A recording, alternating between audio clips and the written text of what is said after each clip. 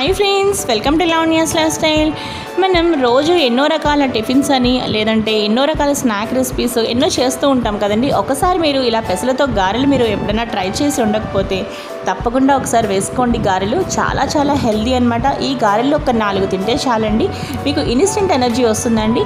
ఇది నిజమండి, మీరు తప్పకుండా ట్రై చేస్తే మీరే ఒప్పుకుంటారు. ఫస్ట్ మనం ఈ పెసల గారెలకి ఏం చేయాలి అంటే, ఒక రోజు రాత్రి మొత్తం నానబెట్టిన, అంటే నేను ముందు రోజు 10:30కి నానబెట్టానమాట పెసల్ని వాటర్ వేసి. మరుసటి రోజు చూసరికి మనకి ఈ విధంగా తయారయ్యి ఉంటాయన్నమాట. ఇప్పుడు వీటిని నేను మిక్సీ జార్లోకి ఈ విధంగా నానబెట్టిన పెసల్ని తీసుకున్నాను. తర్వాత దానిలో సాల్ట్, అలాగే రెడ్ చిల్లీస్, అలాగే నెక్స్ట్ చిన్న అల్లం ముక్క, అలాగే కొంచెం జీలకర్ర అనమాట. మీరు రెడ్ చిల్లీస్ ప్లేస్లో గ్రీన్ చిల్లీస్ కూడా మీరు వేసుకోవచ్చు అండి. చూసారు కదా, ఇప్పుడు వీటిని మనం గ్రైండ్ చేస్తున్నాం అనమాట. చూసారు కదా, ఈ విధంగా మనకి పిండి తయారవుతుంది. ఇప్పుడు మనం దీన్ని మనం కప్లో పెట్టుకొని ఇప్పుడు ఏం చేయాలి అంటే, ఈ విధంగా ఆయిల్ హీట్ చేసుకోవాలన్నమాట. ఇప్పుడు మనం వడలు వేసుకోవడానికి కోసం ఈ విధంగా మనం రెడీ చేసుకోవాలి. చూసారు కదా, పిండి ముద్ద మొత్తం కూడా నేను ఈ విధంగా ఒక బౌల్లోకి తీసుకుంటున్నానండి.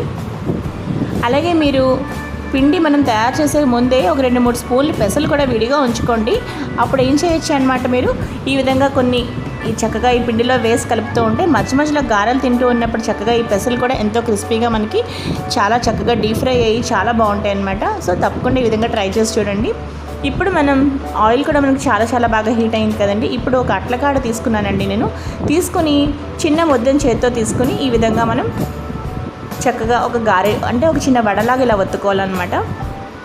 తర్వాత దాన్ని మీరు తీసి అలా విధంగా వేసేయచ్చు, లేదంటే చేత్తో అయినా సరే మీరు ఇలా ప్రెస్ చేసుకుంటూ వడ చేసుకోవచ్చు, లేదంటే ఒక మైకా కవర్ మీద అయినా సరే మీరు వడ షేప్లో వచ్చేలాగా మీరు చేసుకోవచ్చు అనమాట.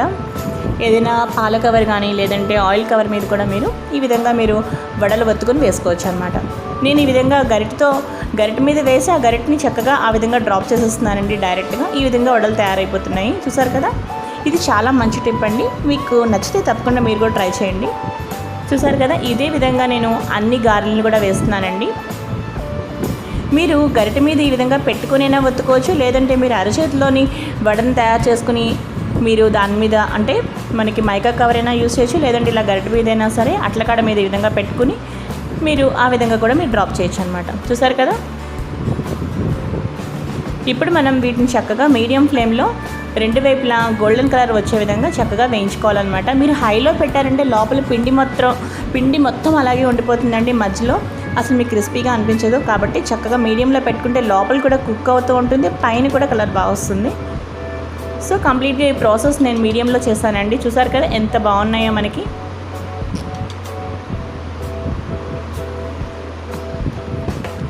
చాలా చాలా బాగా వచ్చాయండి, ఎంత క్రిస్పీగా కనిపిస్తున్నాయంటే అసలు ఇప్పుడే మనం తినేయాలి అన్నంత టేస్టీగా కనిపిస్తున్నాయి నాకైతే చూడడానికి. అలాగే ఇదే విధంగా మనం అన్ని గారెలను వేసేసుకుంటాం అనమాట. ఇలా పెసలతోటి చక్కగా గారెలన్నీ కూడా ఇదే విధంగా ప్రిపేర్ చేసుకున్నానండి. చూసారు కదా ఎంత బాగున్నాయో. వీటిని ఇక ఏ చట్నీ అక్కర్లేదండి, జస్ట్ టమాటో కెచప్ తోటి ఈ విధంగా మీరు ఒక 4 గారెలు తింటే చాలండి, మీకు ఇన్స్టెంట్ ఎనర్జీ అనమాట. మంచి హెల్తీ రెసిపీ అండి. పిల్లలకి కానీ పెద్దలు కానీ తప్పకుండా మీరు ట్రై చేయండి.